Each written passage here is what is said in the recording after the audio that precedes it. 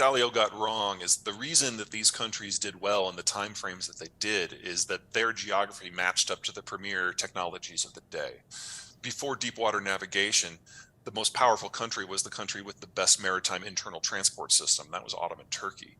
But then deep water navigation kicked in, and so the center of power shifted over to Iberia because they were on the end of a peninsula, and it was easier for the Portuguese and the Spanish to push out through the water and conquer the world than to go through Europe. Eventually, that technology migrated to places that could use it better, like the Brits. And then the Brits developed industrialization, and industrialization allowed them to bring a gun to a knife fight for a century. But then that technology moved to an area with better capital density that could use it better. That was Germany and the United States. So it's not that he's wrong about those arcs, but it's not like they have a use-by date. It's a question of what the technologies of the day tend to be and which geography can use those best. I am, at the moment, not convinced that the digital age is a fundamentally sufficient break from the industrial age to trigger something new. But even if it is, something to consider that 90% of all the silicon that goes into all of the world's microchips comes from North Carolina. I'm bummed that globalization is ending. It's created the best period in human history. But I'm really excited to see what's next, because if you've got North America really fundamentally remaking itself in less than a decade, that is going to change the American story and the Mexican story and the Canadian story. And that's going to take us some unpredictable ways. Hopefully, most of them are going to be good. And on the back side of this, after everything cracks apart, fast forward 10, 15, probably closer to 30, 35 years, and we'll probably have a better battery system and we'll have a better transmission system. And then we can go back out in the world and basically remake it from the ground up. It's a great time to be alive if you're in the right spot. I am concerned about a series of brushfire wars as countries try to take matters into their own hands. But a lot of the countries that we've been convinced of that are significant long-term threats, most notably China and Iran, really are the countries that are going to suffer the most from globalization's fall. They really do need American overwatch in order to make sure that they can import and export. And without that, they are utterly incapable of managing that themselves. In the pre-globalized world, unless you had iron ore and steel and food and oil, you never industrialized. With globalization, now you only needed one, or just a bunch of labor that you could use to buy all of it. Globalization made the world safe for civilian corporate traffic the world over. You take that away, and you're now trading on your own internal market, your own security environment, your own economic geography, and the world we're going to go to is going to have a lot more in common with the 1840s than the 1940s, because everyone is industrialized and modernized, but they're dependent on products coming from half a world away that just aren't going to be there.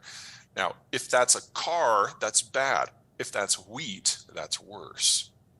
Globalization allowed us to farm things out. Everyone focused on what they did best and most efficiently, even if they were tilting the balance like the Chinese did with subsidies in order to make it happen.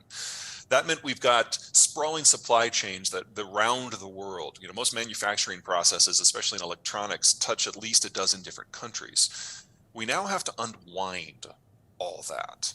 And we have to put it on a more stable system with shorter supply chains that are closer to home. And NAFTA is well set up to do this. But this transition period means we have to double the size of our industrial plant in just 5 years if the goal is to still have the products that we're used to today. That's hugely inflationary. But think about what it means. Doubling the size of the industrial plant, having locals produce products for locals, partnering with the Mexicans and the Canadians to make it happen at scale. This is going to be the greatest economic growth in the history of all three of the NAFTA countries. And when it's done, we will largely be immune to international shocks because all the work will be done here. This is a good story, but it's not a straight road from here to there. I have always been a maps guy. It's been my job to communicate to clients my entire professional year about how the world fits together, why it fits together the way it does. And once you understand the tools of geography and demography, you can then have a much better idea of what is going to evolve or devolve in the weeks, years, months to come. And we are now standing at the precipice. Well, actually, no, that's not quite right. We just kind of took a big step off the ledge in the last couple of years. The globalized system as we understand it, is breaking down, and it's my job to help figure out what that means for different companies in different parts of the world and different economic sectors. Well, the biggest change happened within a week of me turning in the final draft with the start of the Ukraine war. Luckily, the publisher allowed me to go in and change a few verb tenses. So it was instead, Russia will do this inevitably and almost imminently into, Russia started this last February, and here's where we are. The key thing to remember, though, is that the prediction of the Ukraine war wasn't just from this book, it was from previous books as well. And when you have deglobalization really kick in, it's only one of 3 conflicts. So we do have 2 others that are just around the corner that are going to be just as disruptive. Which would be what? Now that the United States is no longer in the Persian Gulf in any meaningful way, the Saudis and the Iranians are edging ever closer to a direct fight, and that's going to catch half of the world's globally traded oil in the crossfire. And then whether it's because the Chinese lash out or implode, we're going to have another conflict in the East Asian Rim with the Chinese and the Japanese being the primary belligerents. And then that's the end of global manufacturing as we understand it. Well, let me give you the punchline first. This is China's last decade as a coherent nation state. So we're going to be very soon talking about Chinese weakness and the effect of China's disintegration. But let me give you 3 big reasons. First of all, like that chapter that you quoted, there is nothing that is made in China that can't be made anywhere else. And because their demographics have been aging so aggressively for so long, their labor costs are now about 3 times what the labor costs of Mexico are. And Chinese labor is not as highly skilled as Mexican labor. So we've already seen the hemorrhaging out of the industrial space, most notably to Mexico and Vietnam, but some to the United States as well.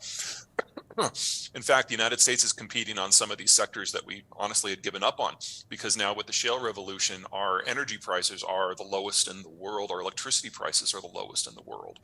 So we're in this weird world where the United States excels at the high end and the low end at the same time, while the Mexicans take care of everything in the middle. It's a very successful system, and it's outcompeting the Chinese on most metrics. Second, the Chinese do not have the naval capacity to push out from their own coast. Yes, they've got a lot of vessels, but only about 10% of them can sail more than 1,000 miles from the coast. And that assumes no one's shooting at them and they're going slow to save fuel. Really, the operational range for the Chinese Navy is only about 300 miles. So they can't get past Vietnam, much less to the Persian Gulf if there's an energy crisis. And then third, back to those demographics.